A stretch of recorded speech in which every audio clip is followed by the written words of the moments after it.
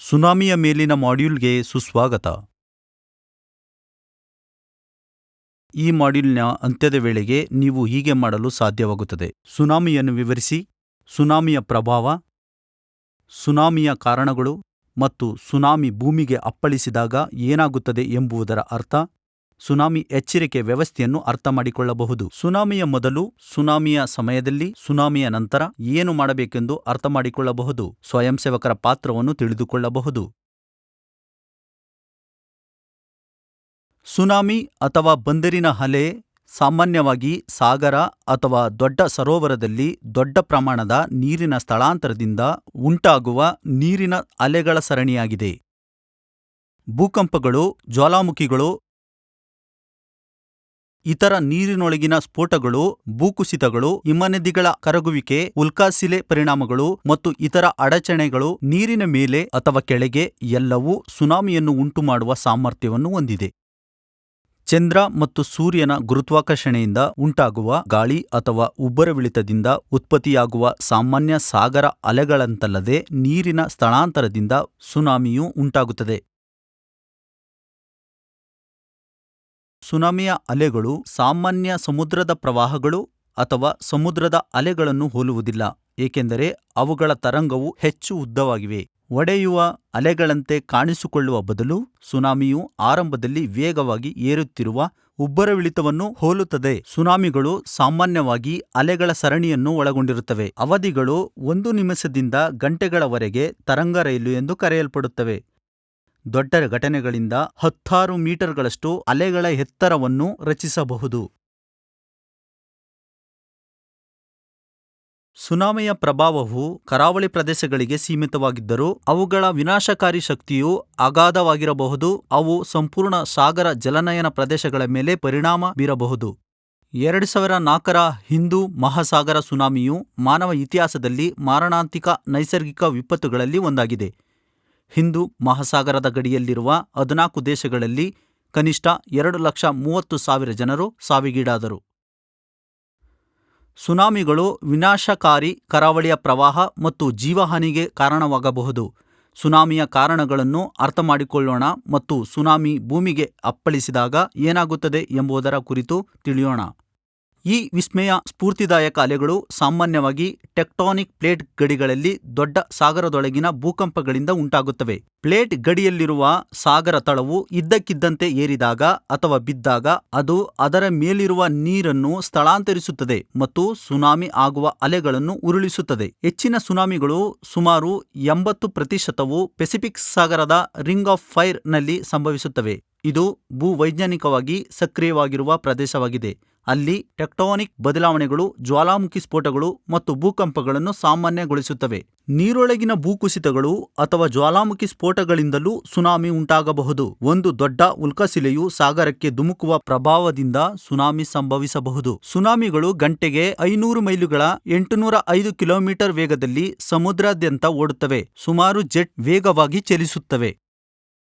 ಆ ವೇಗದಲ್ಲಿ ಪೆಸಿಫಿಕ್ ಮಹಾಸಾಗರದ ಸಂಪೂರ್ಣ ವಿಸ್ತಾರವನ್ನು 1 ದಿನಕ್ಕಿಂತ ಕಡಿಮೆ ಅವಧಿಯಲ್ಲಿ ದಾಟಬಹುದು ಮತ್ತು ಅವುಗಳ ದೀರ್ಘ ತರಂಗಗಳು ಅಲೆಗಳ ದಾರಿಯುದ್ದಕ್ಕೂ ಕಡಿಮೆ ಶಕ್ತಿಯನ್ನು ಕಳೆದುಕೊಳ್ಳುತ್ತವೆ ಎಂದರ್ಥ. ಮುಂದೆ ಸುನಾಮಿ ಭೂಮಿಗೆ ಅಪ್ಪಳಿಸಿದಾಗ ಏನಾಗುತ್ತದೆ ಎಂಬುದನ್ನು ನೋಡೋಣ. ಕೆಲವೊಮ್ಮೆ ಸುನಾಮಿಯ ಅಲೆಗಳ ತುದಿಯ ಕೆಳಗಿರುವ ಅತ್ಯಂತ ಕಡಿಮೆ ಬಿಂದುವು ಮೊದಲು ದಡವನ್ನು ತಲುಪುತ್ತದೆ. ಅದು ಸಂಭವಿಸಿದಾಗ ನಿರ್ವಾತ ಪರಿಣಾಮವನ್ನು ಉಂಟುಮಾಡುತ್ತದೆ, ಬಂದರು ಮತ್ತು ಸಮುದ್ರದ ತಳವನ್ನು ಬಹಿರಂಗಪಡಿಸುತ್ತದೆ. ಸಮುದ್ರದ ನೀರಿನ ಈ ಹಿಮ್ಮೆಟ್ಟುವಿಕೆಯ ಸನ್ನಿಹಿತವಾದ ಸುನಾಮಿಯ ಪ್ರಮುಖ ಎಚ್ಚರಿಕೆ ಸಂಕೇತವಾಗಿದೆ, ಏಕೆಂದರೆ ಅಲೆಗಳ ಕ್ರೆಸ್ಟ್ ಮತ್ತು ಅದರ ಆಧಾರವಾಗಿರುವ ಅಗಾಧ ಪ್ರಮಾಣದ ನೀರು ನಂತರ ತೀರಕ್ಕೆ ಅಪ್ಪಳಿಸಲಿದೆ. ಈ ವಿದ್ಯಮಾನವನ್ನು ಗುರುತಿಸುವುದರಿಂದ ಜೀವಗಳನ್ನು ಉಳಿಸಬಹುದು. ಸುನಾಮಿಯು ಸಾಮಾನ್ಯವಾಗಿ ಅಲೆಗಳ ಸರಣಿಯಿಂದ ಕೂಡಿರುತ್ತದೆ. ಇದನ್ನು ತರಂಗ ರೈಲು ಎಂದು ಕರೆಯಲಾಗುತ್ತದೆ. ಆದ್ದರಿಂದ ಸತತ ಅಲೆಗಳು ದಡವನ್ನು ತಲುಪಿದಾಗ ಅದರ ವಿನಾಶಕಾರಿ ಬಲವನ್ನು ಸಂಯೋಜಿಸಬಹುದು. ಸುನಾಮಿಗಳು ದಡದಲ್ಲಿ ಬೃಹತ್ ಅಲೆಗಳಂತೆ ಕಂಡುಬರುವುದಿಲ್ಲ, ಆದರೆ ಕರಾವಳಿ ಪ್ರದೇಶಗಳನ್ನು ಪ್ರವಾಹ ಮಾಡುವ ತ್ವರಿತವಾಗಿ ಉಲ್ಬಣಗೊಳ್ಳುವ ಉಬ್ಬರವಿಳಿತವನ್ನು ಹೋಲುತ್ತವೆ.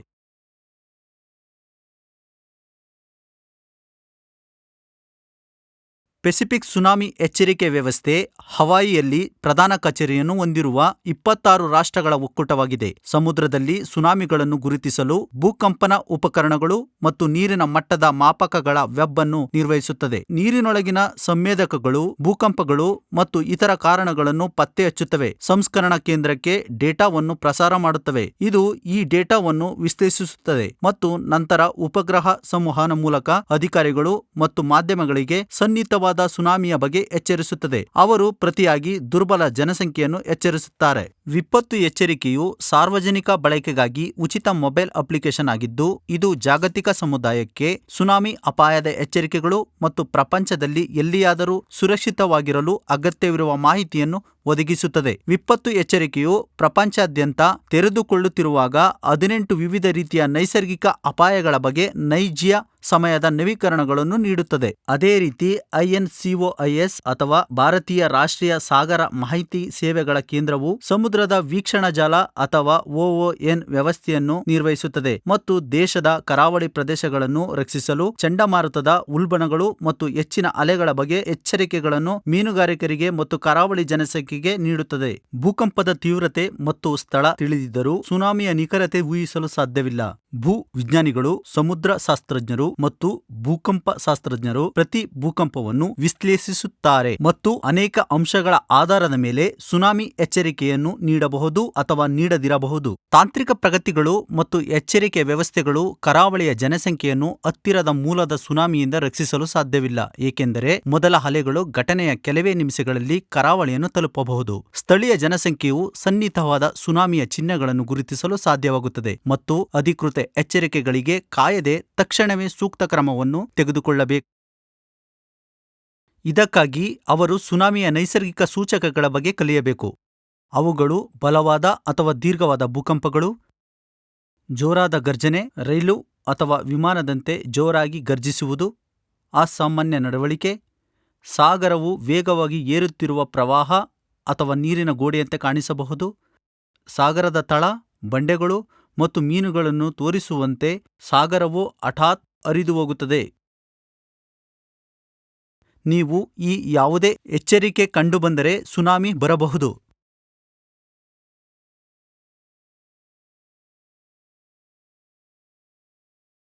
ಇಲ್ಲಿಯವರೆಗೆ ನೀವು ಸುನಾಮಿ ಎಂದರೇನು, ಅದರ ಕಾರಣಗಳು ಮತ್ತು ಸುನಾಮಿಗಳು ಭವಿಷ್ಯದಲ್ಲಿ ಸಂಭವಿಸುವ ಎಚ್ಚರಿಕೆಯ ವ್ಯವಸ್ಥೆಯ ಬಗ್ಗೆ ಕಲಿತಿದ್ದೀರಿ.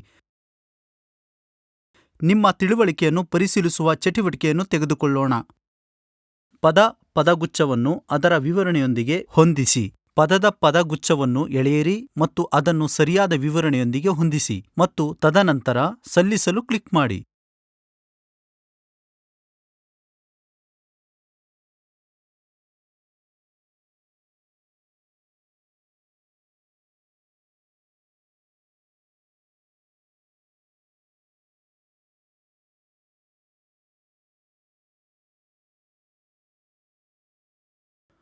ಸುನಾಮಿಯ ಮೊದಲು, ಸಮಯದಲ್ಲಿ ಮತ್ತು ನಂತರ ಜೀವಗಳನ್ನು ರಕ್ಷಿಸಲು ಮತ್ತು ವಿಪತ್ತಿನ ಪರಿಣಾಮಗಳನ್ನು ಕಡಿಮೆ ಮಾಡಲು ಅಧಿಕೃತ ಎಚ್ಚರಿಕೆಗಳು ಮತ್ತು ಮಾರ್ಗಸೂಚಿಗಳಿಗೆ ಜಾಗರೂಕರಾಗಿರಬೇಕು. ಸಿದ್ಧಪಡಿಸುವುದು, ಸ್ಪಂದಿಸುವುದು ಅತ್ಯಗತ್ಯ. ಇನ್ನಷ್ಟು ತಿಳಿಯಲು ಪ್ರತಿ ಚಿತ್ರಕ್ಕೆ ಪಾಯಿಂಟರ್ ಅನ್ನು ಎಳೆಯಿರಿ.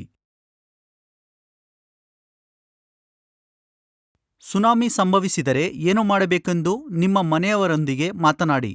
ನಿಮ್ಮ ಕುಟುಂಬಕ್ಕಾಗಿ ಸ್ಥಳಾಂತರಿಸುವ ಯೋಜನೆಯನ್ನು ರಚಿಸಿ ಮತ್ತು ಅಭ್ಯಾಸ ಮಾಡಿ. ಪರಿಚಿತತೆಯು ನಿಮ್ಮ ಜೀವನವನ್ನು ಉಳಿಸಬಹುದು. ರಾತ್ರಿಯಲ್ಲಿ ಮತ್ತು ಪ್ರತಿಕೂಲ ಹವಾಮಾನದ ಸಮಯದಲ್ಲಿ ನಿಮ್ಮ ತಪ್ಪಿಸಿಕೊಳ್ಳುವ ಮಾರ್ಗವನ್ನು ಅಭ್ಯಾಸ ಮಾಡಿ.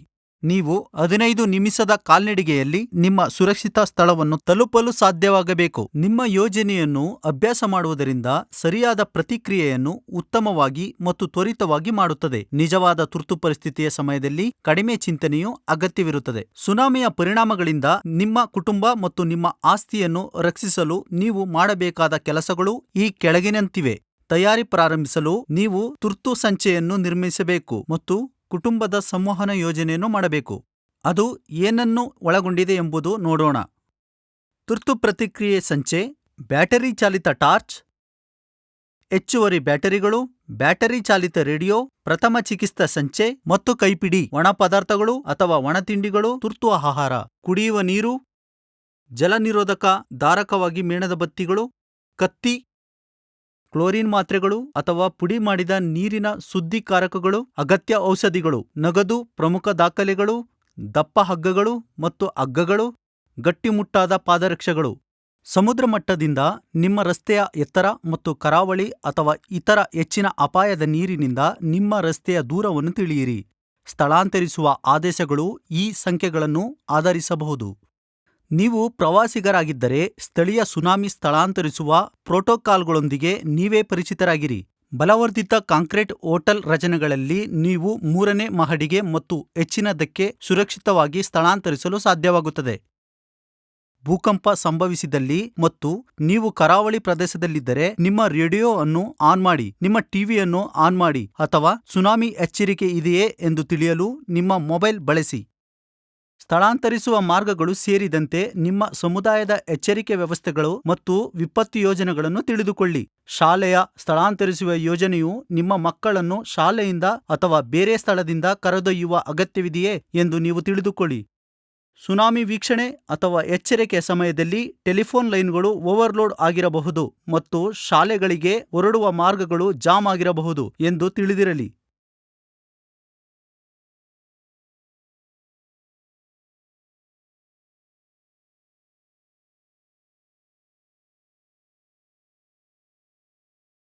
ನಿಮ್ಮ ಸಾಕುಪ್ರಾಣಿಗಳೊಂದಿಗೆ ತಕ್ಷಣವೇ ಸ್ಥಳಾಂತರಿಸುವ ಸೂಚನೆಗಳನ್ನು ಅನುಸರಿಸಿ.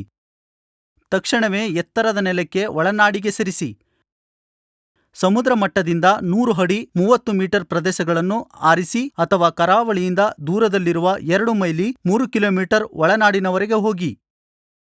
ನೀವು ಈ ಎತ್ತರವನ್ನು ಅಥವಾ ದೂರವನ್ನು ಪಡೆಯಲು ಸಾಧ್ಯವಾಗದಿದ್ದರೆ ನೀವು ಎಷ್ಟು ಸಾಧ್ಯವೋ ಅಷ್ಟು ಎತ್ತರಕ್ಕೆ ಹೋಗಿ. ಪ್ರತಿ ಅಡಿ ಒಳನಾಡಿನ ಕಡೆಗೆ ಅಥವಾ ಮೇಲಕ್ಕೆ ಹೋಗುವುದು ವ್ಯತ್ಯಾಸವನ್ನು ಮಾಡಬಹುದು. ಕಡಲ ತೀರದಿಂದ ದೂರವಿರಿ. ಸುನಾಮಿ ಬರುವುದನ್ನು ವೀಕ್ಷಿಸಲು ಎಂದಿಗೂ ಕಡಲ ತೀರಕ್ಕೆ ಹೋಗಬೇಡಿ. ನೀವು ಅಲೆಯನ್ನು ನೋಡಿದರೆ ನೀವು ತಪ್ಪಿಸಿಕೊಳ್ಳಲು ತುಂಬಾ ಹತ್ತಿರದಲ್ಲಿರುತ್ತೀರಿ. ಎಚ್ಚರಿಕೆ: ತೀರದಿಂದ ದೂರದಲ್ಲಿ ನೀರಿನಲ್ಲಿ ಗಮನಾರ್ಹ ಕುಸಿತ ಕಂಡುಬಂದರೆ ಇದು ಪ್ರಕೃತಿಯ ಸುನಾಮಿ ಎಚ್ಚರಿಕೆ. ಇದನ್ನು ಗಮನಿಸಬೇಕು. ನೀವು ತಕ್ಷಣ ದೂರ ಹೋಗಬೇಕು. ನಿಮ್ಮನ್ನು ಉಳಿಸಿ, ನಿಮ್ಮ ಆಸ್ತಿಯನ್ನಲ್ಲ. ಮಕ್ಕಳು, ವೃದ್ಧರು ಮತ್ತು ವಿಶೇಷ ಚೇತನ ವ್ಯಕ್ತಿಗಳಂತಹ ವಿಶೇಷ ಸಹಾಯದ ಅಗತ್ಯವಿರುವ ನಿಮ್ಮ ನೆರೆಹೊರೆಯವರಿಗೆ ಸಹಾಯ ಮಾಡಲು ಮರೆಯದಿರಿ.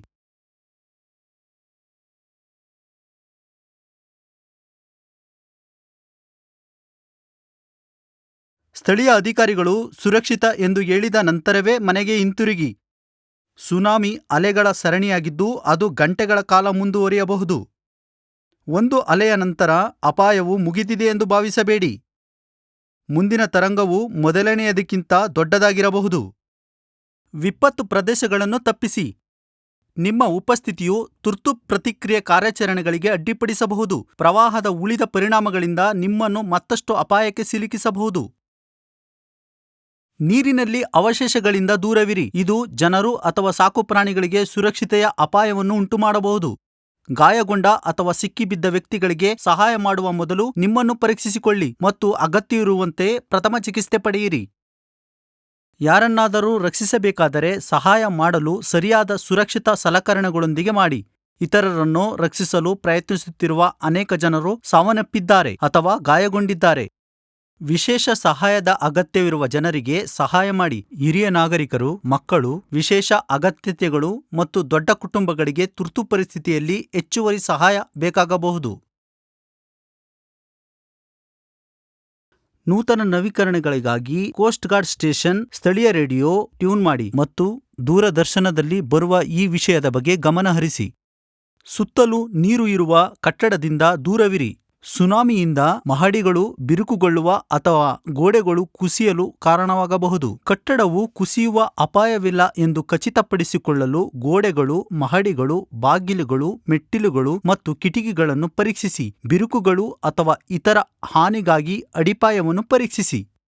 ಗಾಯವನ್ನು ತಪ್ಪಿಸಲು ರಕ್ಷಣಾತ್ಮಕ ಉಡುಪುಗಳನ್ನು ಧರಿಸಿ ಮತ್ತು ಸ್ವಚ್ಛಗೊಳಿಸುವಾಗ ಜಾಗರೂಕರಾಗಿರಿ. ಉದ್ದನೆಯ ಪ್ಯಾಂಟ್, ಉದ್ದ ತೋಳಿನ ಅಂಗಿ ಮತ್ತು ಗಟ್ಟಿಮುಟ್ಟಾದ ಬೂಟುಗಳನ್ನು ಧರಿಸಿ. ಸುನಾಮಿಯ ನಂತರದ ಅತ್ಯಂತ ಸಾಮಾನ್ಯವಾದ ಗಾಯಗಳೆಂದರೆ ಪಾದದಲ್ಲಿನ ಲೇಸರೇಟಿವ್ ಗಾಯಗಳು. ಸುನಾಮಿಯು ರಸ್ತೆಗಳು, ಸೇತುವೆಗಳು ಅಥವಾ ಸುರಕ್ಷಿತವಾಗಿರುವ ಇತರ ಸ್ಥಳಗಳನ್ನು ಹಾನಿಗೊಳಿಸಬಹುದು. ತುರ್ತು ಕರೆಗಳಿಗೆ ಮಾತ್ರ ದೂರವಾಣಿಯನ್ನು ಬಳಸಿ. ವಿಪತ್ತಿನ ಸಂದರ್ಭಗಳಲ್ಲಿ ದೂರವಾಣಿ ಸಂಪರ್ಕಗಳು ಆಗಾಗ್ಗೆ ಅತಿಕ್ರಮಿಸುತ್ತವೆ. ತುರ್ತು ಕರೆಗಳನ್ನು ಪಡೆಯಲು ಅವುಗಳ ಉಚಿತವಾಗಿ ಇರಿಸಬೇಕಾಗುತ್ತದೆ. ಬೆಂಕಿಯ ಅಪಾಯಗಳಿಗಾಗಿ ನೋಡಿ. ಹಾನಿಯ ಅಡಿಯಲ್ಲಿ ಮುರಿದ ಅಥವಾ ಸೋರಿಕೆಯಾದ ಗ್ಯಾಸ್ ಲೈನ್ಗಳಿರುತ್ತವೆ ಮತ್ತು ಸುನಾಮಿ ಪ್ರವಾಹಕ್ಕೆ ಒಳಗಾದ ಪ್ರದೇಶಗಳು, ವಿದ್ಯುತ್ ಸರ್ಕ್ಯೂಟ್ಗಳು ಅಥವಾ ಮುಳುಗಿರುವ ಕುಲುಮೆಗಳು ಅಥವಾ ವಿದ್ಯುತ್ ಉಪಕರಣಗಳು ಬೆಂಕಿಯು ಪ್ರವಾಹದ ನಂತರ ಆಗಾಗ್ಗೆ ಸಂಭವಿಸುವ ಅಪಾಯವಾಗಿದೆ. ಅನಿಲ ಸೋರಿಕೆಯನ್ನು ಪರಿಶೀಲಿಸಿ. ನೀವು ಅನಿಲದ ವಾಸನೆಯನ್ನು ಹೊಂದಿದ್ದರೆ ಕಿಟಕಿಯನ್ನು ತೆರೆಯಿರಿ ಮತ್ತು ಎಲ್ಲವನ್ನು ತ್ವರಿತವಾಗಿ ಹೊರಗೆ ಕರೆದೊಯ್ಯಿರಿ. ನಿಮಗೆ ಸಾಧ್ಯವಾದರೆ ಅನಿಲವನ್ನು ಆಫ್ ಮಾಡಿ ಮತ್ತು ನೆರೆಹೊರೆಯವರ ಮನೆಯಿಂದ ಗ್ಯಾಸ್ ಕಂಪನಿಗೆ ಕರೆ ಮಾಡಿ. ಯಾವುದೇ ಕಾರಣಕ್ಕಾಗಿ ನೀವು ಅನಿಲವನ್ನು ಆಫ್ ಮಾಡಿದರೆ ಅದನ್ನು ವೃತ್ತಿಪರರೇ ಆನ್ ಮಾಡಬೇಕಾಗುತ್ತದೆ. ಕಟ್ಟಡಗಳನ್ನು ಪರೀಕ್ಷಿಸುವಾಗ ಬ್ಯಾಟರಿ ಚಾಲಿತ ದೀಪಗಳನ್ನು ಬಳಸಿ. ಬ್ಯಾಟರಿ ಚಾಲಿತ ಬೆಳಕು ಅತ್ಯಂತ ಸುರಕ್ಷಿತ ಮತ್ತು ಬಳಸಲು ಸುಲಭವಾಗಿದೆ. ಇದು ಬಳಕೆದಾರ, ನಿವಾಸಿಗಳು ಅಥವಾ ಕಟ್ಟಡಕ್ಕೆ ಬೆಂಕಿಯ ಅಪಾಯವನ್ನು ಪ್ರಸ್ತುತಪಡಿಸುವುದಿಲ್ಲ. ಮೇಣದ ಬತ್ತಿಗಳನ್ನು ಬಳಸಬೇಡಿ. ಒಳಚರಂಡಿ ಮತ್ತು ನೀರಿನ ಮಾರ್ಗದ ಹಾನಿಯನ್ನು ಪರಿಶೀಲಿಸಿ. ನೀವು ಸ್ಪಾರ್ಕ್ಗಳು ಅಥವಾ ತುಂಡಾಗಿರುವ ತಂತಿಗಳನ್ನು ಕಂಡರೆ, ಸುಡುವ ವಾಸನೆಯನ್ನು ಅನುಭವಿಸಿದರೆ, ಮುಖ್ಯ ಫ್ಯೂಸ್ ಬಾಕ್ಸ್ ಅಥವಾ ಸರ್ಕ್ಯೂಟ್ ಬ್ರೇಕರ್ನಲ್ಲಿ ವಿದ್ಯುತ್ತನ್ನು ಆಫ್ ಮಾಡಿ. ಫ್ಯೂಸ್ ಬಾಕ್ಸ್ ಅಥವಾ ಸರ್ಕ್ಯೂಟ್ ಬ್ರೇಕರ್ಗಳಿಗೆ ಹೋಗಲು ನೀವು ನೀರಿನಲ್ಲಿ ಹೆಜ್ಜೆ ಹಾಕಬಾರದು. ಸಲಹೆಗಾಗಿ ಮೊದಲು ಎಲೆಕ್ಟ್ರಿಷಿಯನ್ಗೆ ಕರೆ ಮಾಡಿ. ಮತ್ತೆ ಬಳಸುವ ಮೊದಲು ವಿದ್ಯುತ್ ಉಪಕರಣಗಳನ್ನು ಪರೀಕ್ಷಿಸಬೇಕು ಮತ್ತು ಒಣಗಿಸಬೇಕು. ಒಳಚರಂಡಿ ಮತ್ತು ನೀರಿನ ಮಾರ್ಗಗಳಲ್ಲಿ ಹಾನಿಯನ್ನು ಪರಿಶೀಲಿಸಿ. ಒಳಚರಂಡಿ ಮಾರ್ಗಗಳು ಹಾನಿಗೊಳಗಾಗಿದ್ದರೆ ಶೌಚಾಲಯಗಳನ್ನು ಬಳಸುವುದನ್ನು ತಪ್ಪಿಸಿ ಮತ್ತು ಪ್ಲಂಬರ್ಗೆ ಕರೆ ಮಾಡಿ. ನೀರಿನ ಕೊಳವೆಗಳು ಹಾನಿಗೊಳಗಾಗಿದ್ದರೆ ನೀರಿನ ಕಂಪನಿಯನ್ನು ಸಂಪರ್ಕಿಸಿ ಮತ್ತು ಟ್ಯಾಪ್ನಿಂದ ನೀರನ್ನು ಬಳಸುವುದನ್ನು ತಪ್ಪಿಸಿ. ಹಾನಿಯಾಗದ ವಾಟರ್ ಹೀಟರ್ಗಳಿಂದ ಅಥವಾ ಸುನಾಮಿ ಅಪ್ಪಳಿಸುವ ಮೊದಲು ತಯಾರಿಸಲಾದ ಐಸ್ ಕ್ಯೂಬ್ಗಳನ್ನು ಕರಗಿಸುವ ಮೂಲಕ ನೀವು ಸುರಕ್ಷಿತ ನೀರನ್ನು ಪಡೆಯಬಹುದು. ಈ ಮೂಲಗಳಿಂದ ನೀರನ್ನು ಹರಿಸುವ ಮೊದಲು ಮುಖ್ಯ ನೀರಿನ ಕವಾಟವನ್ನು ಆಫ್ ಮಾಡಿ. ಸ್ಥಳೀಯ ಆರೋಗ್ಯ ಅಧಿಕಾರಿಗಳು ಸುರಕ್ಷಿತ ಎಂದು ಸಲಹೆ ನೀಡಿದರೆ ಮಾತ್ರ ನಲ್ಲಿಯ ನೀರನ್ನು ಉಪಯೋಗಿಸಿ. ಕಾಡು ಪ್ರಾಣಿಗಳು, ನೀರಿನೊಂದಿಗೆ ಕಟ್ಟಡಗಳಿಗೆ ಬಂದಿರುವ ವಿಷಕಾರಿ ಹಾವುಗಳ ಬಗ್ಗೆ ಎಚ್ಚರ ವಹಿಸಿ. ಶಿಲಾಖಂಡ ರಾಶಿಗಳ ಮೂಲಕ ಚುಚ್ಚಲು ಕೋಲು ಬಳಸಿ.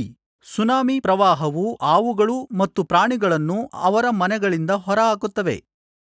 ವಿಮಾ ಹಕ್ಕುಗಳಿಗಾಗಿ ಕಟ್ಟಡ ಮತ್ತು ಅದರ ಹಾನಿಯ ಚಿತ್ರಗಳನ್ನು ತೆಗೆದುಕೊಳ್ಳಿ. ಕಟ್ಟಡವನ್ನು ಒಣಗಿಸಲು ಕಿಟಕಿಗಳು ಮತ್ತು ಬಾಗಿಲುಗಳನ್ನು ತೆರೆಯಿರಿ. ಮಣ್ಣು ಗಟ್ಟಿಯಾಗುವ ಮೊದಲು ಸಲಿಕೆ ಹಾಕಿ. ಆಹಾರ ಸರಬರಾಜುಗಳನ್ನು ಪರಿಶೀಲಿಸಿ. ಪ್ರವಾಹದ ನೀರಿನ ಸಂಪರ್ಕಕ್ಕೆ ಬಂದ ಯಾವುದೇ ಆಹಾರವು ಕಲುಷಿತವಾಗಿರಬಹುದು ಮತ್ತು ಅದನ್ನು ಹೊರಹಾಕಬೇಕು. ನಂತರದ ಆಘಾತಗಳನ್ನು ನಿರೀಕ್ಷಿಸಿ. ಭೂಕಂಪವು ದೊಡ್ಡ ಪ್ರಮಾಣದಲ್ಲಿದ್ದರೆ, ಉದಾಹರಣೆಗೆ ರಿಕ್ಟರ್ ಮಾಪಕದಲ್ಲಿ 8ರಿಂದ 9+ ರಷ್ಟಿದ್ದರೆ, ಅದರ ಕೇಂದ್ರ ಬಿಂದುವು ಹತ್ತಿರದಲ್ಲಿದೆ. ಕೆಲವು ನಂತರದ ಆಘಾತಗಳು 7+ ನಷ್ಟು ದೊಡ್ಡದಾಗಿರುತ್ತವೆ ಮತ್ತು ಮತ್ತೊಂದು ಸುನಾಮಿಯನ್ನು ಉಂಟು ಮಾಡುವ ಸಾಮರ್ಥ್ಯವನ್ನು ಹೊಂದಿರುತ್ತವೆ. ನಿಮ್ಮ ಸಾಕು ಪ್ರಾಣಿಗಳನ್ನು ಸೂಕ್ಷ್ಮವಾಗಿ ಗಮನಿಸಿ. ನಿಮ್ಮ ಎಲ್ಲಾ ಸಾಕು ಪ್ರಾಣಿಗಳನ್ನು ನಿಮ್ಮ ನೇರ ನಿಯಂತ್ರಣದಲ್ಲಿ ಇರಿಸಿ. ಪ್ರವಾಹದ ಪ್ರದೇಶಗಳಲ್ಲಿ ಅಪಾಯಕಾರಿ ವಸ್ತುಗಳು ಹೇರಳವಾಗಿರುತ್ತವೆ. ನಿಮ್ಮ ಸಾಕು ಪ್ರಾಣಿಗಳು ನಿಮ್ಮ ಮನೆಯಿಂದ ಅಥವಾ ಮುರಿದ ಬೇಲಿಯ ಮೂಲಕ ತಪ್ಪಿಸಿಕೊಳ್ಳಲು ಸಾಧ್ಯವಾಗುತ್ತದೆ. ಸಾಕು ಪ್ರಾಣಿಗಳು ದಿಗ್ಭ್ರಮೆಗೊಳ್ಳಬಹುದು. ಪ್ರವಾಹವು ಸಾಮಾನ್ಯವಾಗಿ ತಮ್ಮ ಮನೆಗಳನ್ನು ಹುಡುಕಲು ಗುರುತುಗಳ ಮೇಲೆ ಪರಿಣಾಮ ಬೀರುತ್ತದೆ. ಸಾಕು ಪ್ರಾಣಿಗಳ ನಡವಳಿಕೆಯು ಆಕ್ರಮಣಕಾರಿ ಅಥವಾ ರಕ್ಷಣಾತ್ಮಕವಾಗುವುದರ ಮೂಲಕ ಯಾವುದೇ ಅಡಚಣೆಯ ನಂತರ ನಾಟಕೀಯವಾಗಿ ಬದಲಾಗಬಹುದು. ಆದ್ದರಿಂದ ಅವರ ಯೋಗಕ್ಷೇಮದ ಬಗ್ಗೆ ತಿಳಿದಿರಲಿ ಮತ್ತು ಸ್ಥಳಾಂತರಗೊಂಡ ಕಾಡು ಪ್ರಾಣಿಗಳು ಸೇರಿದಂತೆ ಅಪಾಯಗಳಿಂದ ರಕ್ಷಿಸಲು ಇತರ ಜನರು ಮತ್ತು ಪ್ರಾಣಿಗಳ ಸುರಕ್ಷತೆಯನ್ನು ಖಚಿತಪಡಿಸಿಕೊಳ್ಳಲು ಕ್ರಮಗಳನ್ನು ತೆಗೆದುಕೊಳ್ಳಿ. ಮುಂದೆ ಸುನಾಮಿ ಪೀಡಿತ ಪ್ರದೇಶಗಳಲ್ಲಿ NDRF ಸ್ವಯಂ ಸೇವಕರ ಪಾತ್ರದ ಬಗ್ಗೆ ತಿಳಿಯೋಣ.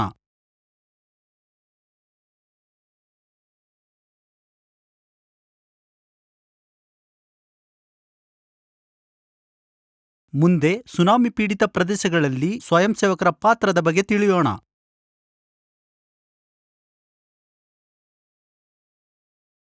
ಸುನಾಮಿ ಪೀಡಿತ ಪ್ರದೇಶದ ವಿಪತ್ತು ಸಂಯೋಜಕ ರಮೇಶ್ ಮತ್ತು ಅವರ ತಂಡಕ್ಕೆ ಸೇರ್ಪಡೆಗೊಂಡ ಹೊಸ ಸ್ವಯಂ ಸೇವಕ ಸುರೇಂದರ್ ನಡುವಿನ ಸಂಭಾಷಣೆಯನ್ನು ನೋಡೋಣ. ನಮಸ್ಕಾರ ಸುರೇಂದರ್, ಈ ಸಮಯದಲ್ಲಿ ನಮಗೆ ಸಹಾಯ ಮಾಡಲು ನೀವು ಸ್ವಯಂ ಸೇವಕರಾಗಿ ಇಲ್ಲಿರುವುದು ಸಂತಸ ತಂದಿದೆ. ನಾನು ತಂಡಕ್ಕೆ ಭಾಗವಾಗಲು ಮತ್ತು ನನ್ನಿಂದ ಸಾಧ್ಯವಿರುವ ಯಾವುದೇ ರೀತಿಯಲ್ಲಿ ಕೊಡುಗೆ ನೀಡಲು ನನಗೆ ಗೌರವ ಇದೆ. ನಾನು ಯಾವ ಕಾರ್ಯಗಳು ಅಥವಾ ಜವಾಬ್ದಾರಿಗಳನ್ನು ತೆಗೆದುಕೊಳ್ಳಬೇಕೆಂದು ನೀವು ಬಯಸುತ್ತೀರಿ? ಅವರ ಬಗ್ಗೆ ವಿವರಿಸುತ್ತೇನೆ. ಸ್ವಯಂ ಸೇವಕರು ಅನೇಕ ರೀತಿಯಲ್ಲಿ ಸಹಾಯ ಮಾಡಬಹುದು. ಸ್ವಯಂ ಸೇವಕರು ಯಾವುದೇ ಏಜೆನ್ಸಿಗೆ ಸಮುದಾಯದ ಕೇಂದ್ರ ಬಿಂದುವಾಗಿರಬಹುದು. ಸ್ವಯಂ ಸೇವಕರು ಸರ್ಕಾರದ ಸಲಹೆಯ ಸಂದೇಶವಾಹಕರಾಗಿ ಕಾರ್ಯನಿರ್ವಹಿಸಬಹುದು ಮತ್ತು ಎಚ್ಚರಿಕೆಯನ್ನು ಪ್ರಸಾರ ಮಾಡಬಹುದು. ಪೀಡಿತ ಪ್ರದೇಶದಿಂದ ಜನರನ್ನು ಸ್ಥಳಾಂತರಿಸಲು ಸ್ವಯಂ ಸೇವಕರು ಸಹಾಯ ಮಾಡಬಹುದು. ಸ್ವಯಂ ಸೇವಕರು ವಿವಿಧ ಸೇವೆಗಳಿಗಾಗಿ ಪರಿಹಾರ ಶಿಬಿರದಲ್ಲಿ ಸೇವೆ ಸಲ್ಲಿಸಬಹುದು. ಸ್ವಯಂ ಸೇವಕರು ಉಪಯುಕ್ತತೆಗಳ ಮರುಸ್ಥಾಪನೆಯಲ್ಲಿ ಸರ್ಕಾರಿ ಏಜೆನ್ಸಿಗಳಿಗೆ ಸಹಾಯ ಮಾಡಬಹುದು. ಸ್ವಯಂ ಸೇವಕರನ್ನು ರಾಜ್ಯವು ಎಲ್ಲಾ ರೀತಿಯ ಸಾಮಾನ್ಯ ಸೇವೆಗಳಲ್ಲಿ ಬಳಸಿಕೊಳ್ಳಬಹುದು. ಸಮುದಾಯದ ಅಭಿವೃದ್ಧಿಗಾಗಿ ನಿಮ್ಮನ್ನು ಈ ರೀತಿಯ ಯೋಜನೆಗಳಲ್ಲಿ ಇರಿಸಬಹುದು. ನೀರಿನ ಸಂಸ್ಕರಣಾ ಸೌಲಭ್ಯವನ್ನು ಸ್ಥಾಪಿಸುವುದು, ಸುನಾಮಿ ಶೆಲ್ಟರ್ಗಳನ್ನು ಸ್ಥಾಪಿಸುವುದು, ಬೀದಿಗಳನ್ನು ಸ್ವಚ್ಛಗೊಳಿಸುವುದು ಮತ್ತು ಮರಗಳನ್ನು ನೆಡುವುದು. ಸಾಮಾಜಿಕ ಕಲ್ಯಾಣಕ್ಕಾಗಿ ನೀವು ಮಹಿಳೆಯರು ಮತ್ತು ಸಹಕಾರಿ ಸಂಸ್ಥೆಗಳನ್ನು ಬೆಂಬಲಿಸಲು ಸಹಾಯ ಮಾಡಬೇಕಾಗಬಹುದು. ಆಹಾರ ಮತ್ತು ಬಟ್ಟೆಗಳನ್ನು ದಾನ ಮಾಡುವುದು, ಅಗತ್ಯ ಔಷಧಿಗಳನ್ನು ಒದಗಿಸುವುದು, ಪ್ರಾಣಿಗಳನ್ನು ರಕ್ಷಿಸುವುದು. ಜನಸಂಖ್ಯೆಯನ್ನು ಆಶ್ರಯ ಅಥವಾ ಸುರಕ್ಷಿತ ಪ್ರದೇಶಗಳಿಗೆ ಮಾರ್ಷಲ್ ಮಾಡುವುದು, ಟ್ರಾಫಿಕ್ ನಿರ್ವಹಣೆ, ಎಚ್ಚರಿಕೆ ಪ್ರಸಾರ, ಆಶ್ರಯಗಳಿಗೆ ಅಗತ್ಯ ಸರಬರಾಜುಗಳನ್ನು ನಿರ್ವಹಿಸುವುದು ಮತ್ತು ಮುಂತಾದವುಗಳನ್ನು ಒಳಗೊಂಡಿರುತ್ತದೆ. ಮಾರ್ಗದರ್ಶನಕ್ಕಾಗಿ ಧನ್ಯವಾದಗಳು. ನನ್ನ ಪಾತ್ರವನ್ನು ಅರ್ಥಮಾಡಿಕೊಳ್ಳಲು ಇದು ನನಗೆ ತುಂಬಾ ಸಹಾಯ ಮಾಡಿತು. ಪೀಡಿತ ಸಮುದಾಯಗಳಿಗೆ ಬೆಂಬಲ ಮತ್ತು ಭರವಸೆ ನೀಡಲು ನಾನು ನನ್ನ ಕೈಲಾದಷ್ಟು ಸಹಾಯ ಮಾಡುತ್ತೇನೆ. ಸ್ವಾಗತ. ನಾವೆಲ್ಲರೂ ಒಬ್ಬರಿಗೊಬ್ಬರು ಮತ್ತು ನಾವು ಸೇವೆ ಸಲ್ಲಿಸುವ ಜನರನ್ನು ಬೆಂಬಲಿಸಲು ಇಲ್ಲಿದ್ದೇವೆ. ಇದರೊಂದಿಗೆ ನಾವು ಈ ಮಾಡ್ಯೂಲ್ ಅಂತ್ಯಕ್ಕೆ ಬಂದಿದ್ದೇವೆ. ಈ ಮಾಡ್ಯೂಲ್ನಲ್ಲಿ ಚರ್ಚಿಸಲಾದ ಪ್ರಮುಖ ಅಂಶಗಳನ್ನು ನೆನಪಿಸಿಕೊಳ್ಳೋಣ. ಸುನಾಮಿ ಅಥವಾ ಬಂದರಿನ ತರಂಗ ಇದು ಒಂದು ದೊಡ್ಡ ಪ್ರಮಾಣದ ನೀರಿನ ಸ್ಥಳಾಂತರದಿಂದ ಉಂಟಾಗುವ ನೀರಿನ ದೇಹದಲ್ಲಿನ ಅಲೆಗಳ ಸರಣಿಯಾಗಿದೆ. ಸುನಾಮಿಗಳು ಸಾಮಾನ್ಯವಾಗಿ ಅಲೆಗಳ ಸರಣಿಯನ್ನು ಒಳಗೊಂಡಿರುತ್ತವೆ. ಅವಧಿಗಳು ನಿಮಿಷಗಳಿಂದ ಗಂಟೆಗಳವರೆಗೆ ತರಂಗ ರೈಲು ಎಂದು ಕರೆಯಲ್ಪಡುತ್ತವೆ. ಈ ವಿಸ್ಮಯ ಸ್ಫೂರ್ತಿದಾಯಕ ಅಲೆಗಳು ಸಾಮಾನ್ಯವಾಗಿ ಟೆಕ್ಟೋನಿಕ್ ಪ್ಲೇಟ್ ಗಡಿಗಳಲ್ಲಿ ದೊಡ್ಡ ಸಾಗರದೊಳಗಿನ ಭೂಕಂಪಗಳಿಂದ ಉಂಟಾಗುತ್ತದೆ. ನೀರಿನೊಳಗಿನ ಭೂಕುಸಿತಗಳು ಅಥವಾ ಜ್ವಾಲಾಮುಖಿ ಸ್ಫೋಟಗಳು ಅಥವಾ ದೊಡ್ಡ ಉಲ್ಕಾಶಿಲೆಯು ಸಾಗರಕ್ಕೆ ಧುಮುಕುವ ಪ್ರಭಾವದಿಂದಲೂ ಸುನಾಮಿಗಳು ಉಂಟಾಗಬಹುದು.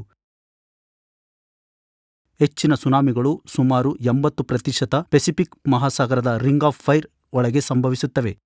ಕೆಲವೊಮ್ಮೆ ಸುನಾಮಿಯು ತೊಟ್ಟಿ ಅಲೆಯ ಶಿಖರದ ಕೆಳಗಿರುವ ಅತ್ಯಂತ ಕಡಿಮೆ ಬಿಂದುವು ಮೊದಲು ದಡವನ್ನು ತಲುಪುತ್ತದೆ ಮತ್ತು ಸಮುದ್ರದ ಕರಾವಳಿ ನೀರನ್ನು ಹೀರಿಕೊಳ್ಳುವ ಬಂದರು ಮತ್ತು ಸಮುದ್ರದ ತಳವನ್ನು ಬಹಿರಂಗಪಡಿಸುವ ನಿರ್ವಾತ ಪರಿಣಾಮವನ್ನು ಉಂಟುಮಾಡುತ್ತದೆ. ಈ ವಿದ್ಯಮಾನವನ್ನು ಗುರುತಿಸುವುದರಿಂದ ಜೀವಿಗಳನ್ನು ಉಳಿಸಬಹುದು. ಪೆಸಿಫಿಕ್ ಸುನಾಮಿ ಎಚ್ಚರಿಕೆ ವ್ಯವಸ್ಥೆ ಹವಾಯಿಯಲ್ಲಿ ಪ್ರಧಾನ ಕಚೇರಿಯನ್ನು ಹೊಂದಿರುವ 26 ರಾಷ್ಟ್ರಗಳ ಒಕ್ಕೂಟವಾಗಿದೆ. ಸಮುದ್ರದಲ್ಲಿ ಸುನಾಮಿಗಳನ್ನು ಗುರುತಿಸಲು ಭೂಕಂಪನ ಉಪಕರಣಗಳು ಮತ್ತು ನೀರಿನ ಮಟ್ಟದ ಮಾಪಕಗಳ ವೆಬ್ ಅನ್ನು ನಿರ್ವಹಿಸುತ್ತದೆ. ಕರಾವಳಿ ಪ್ರದೇಶಗಳ ಸಮೀಪವಿರುವ ಜನಸಂಖ್ಯೆಯು ಸುನಾಮಿಯ ನೈಸರ್ಗಿಕ ಸೂಚಕಗಳನ್ನು ಕಲಿಯಬೇಕು. ಬಲವಾದ ಅಥವಾ ದೀರ್ಘವಾದ ಭೂಕಂಪಗಳು, ಸಾಗರದಿಂದ ಜೋರಾಗಿ ಗರ್ಜನೆ, ರೈಲು ಅಥವಾ ಏರೋಪ್ಲೇನ್ನಂತಹ ಮತ್ತು ಸಾಗರವು ವೇಗವಾಗಿ ಏರುತ್ತಿರುವ ಪ್ರವಾಹ ಅಥವಾ ನೀರಿನ ಗೋಡೆಯಂತೆ ಕಾಣಿಸಬಹುದು, ಅಥವಾ ಅದು ಸಮುದ್ರದ ತಳ, ಬಂಡೆಗಳು ಮತ್ತು ಮೀನುಗಳನ್ನು ತುಂಬಾ ಕಡಿಮೆ ಉಬ್ಬರವಿಳಿತದಂತೆ ತೋರಿಸುತ್ತಾ ಇದ್ದಕ್ಕಿದ್ದಂತೆ ಹರಿದು ಹೋಗಬಹುದು. ಯಾವುದೇ ಸುನಾಮಿ ವಿರುದ್ಧ ಉತ್ತಮವಾಗಿ ರಕ್ಷಣೆಯು ಜನರು ಎತ್ತರದ ನೆಲವನ್ನು ಹುಡುಕಲು ಅನುವು ಮಾಡಿಕೊಡುವ ಮುಂಚಿನ ಎಚ್ಚರಿಕೆಯಾಗಿದೆ. ಈಗ ವಿಷಯದ ಬಗ್ಗೆ ನಿಮ್ಮ ತಿಳುವಳಿಕೆಯನ್ನು ಪರಿಶೀಲಿಸುವ ಸಮಯ. ಇದು ಮೌಲ್ಯಮಾಪನ ವ್ಯಾಯಾಮ. ಎಲ್ಲ ಪ್ರಶ್ನೆಗಳಿಗೆ ಸಮಾನ ಅಂಕವಿದೆ. ಪರೀಕ್ಷೆಯಲ್ಲಿ ಉತ್ತೀರ್ಣರಾಗಲು ನೀವು ಕನಿಷ್ಠ 60% ಅಂಕಗಳನ್ನು ಗಳಿಸಿರಬೇಕು. ಪ್ರಶ್ನೆಗಳನ್ನು ಎಚ್ಚರಿಕೆಯಿಂದ ಓದಿ ಮತ್ತು ಸೂಕ್ತವಾದ ಆಯ್ಕೆಗಳನ್ನು ಆರಿಸಿ. ನೀವು ಮಾಡ್ಯೂಲ್ ಅನ್ನು ಯಶಸ್ವಿಯಾಗಿ ಪೂರ್ಣಗೊಳಿಸಿದ್ದೀರಿ. ನೀವು ಹಿಂತಿರುಗಿ ಮತ್ತು ನಿಮಗೆ ಖಚಿತವಾಗಿರದ ಯಾವುದನ್ನಾದರೂ ಪರಿಶೀಲಿಸಬಹುದು. LMSಗೆ ಹಿಂತಿರುಗಲು ವಿಂಡೋವನ್ನು ಮುಚ್ಚಿ.